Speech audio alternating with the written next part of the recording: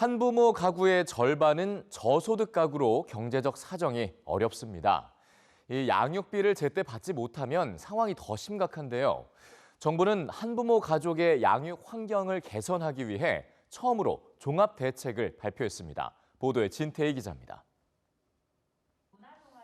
다니던 학교를 그만두고 19살의 아이를 출산한 은비 씨.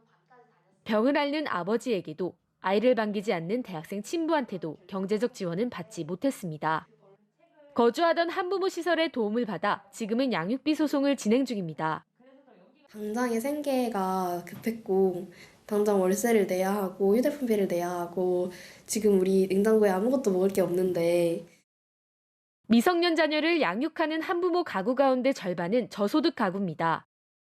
이혼 뒤 양육비를 받는 경우는 10명 가운데 3명에도 못 미쳐 열악한 환경에서 혼자 힘으로 아이를 길러야 하는 처지입니다. 이런 상황을 개선하기 위해 여성가족부는 양육비 채무자에 대한 제재를 강화하는 방향으로 법을 개정하기로 했습니다. 올해부터 5년간 추진될 제1차 한부모 가족 정책 기본계획을 마련하였습니다. 우선 비양육 부모가 자발적으로 양육비를 이행할 수 있도록 지원 체계를 구축해 가겠습니다.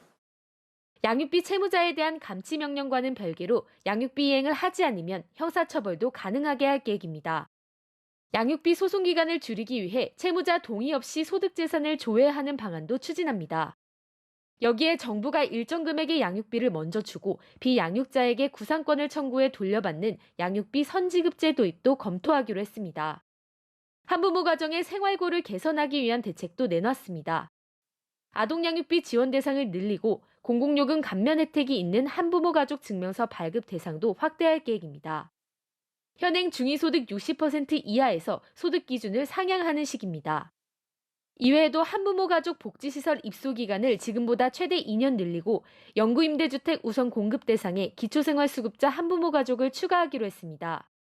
정부는 또 저소득 한부모 가족 자녀의 아이 돌봄 서비스 이용 요금을 추가 지원하고 자녀가 사립유치원에 다니는 경우 월 최대 20만 원을 추가로 지원할 예정입니다.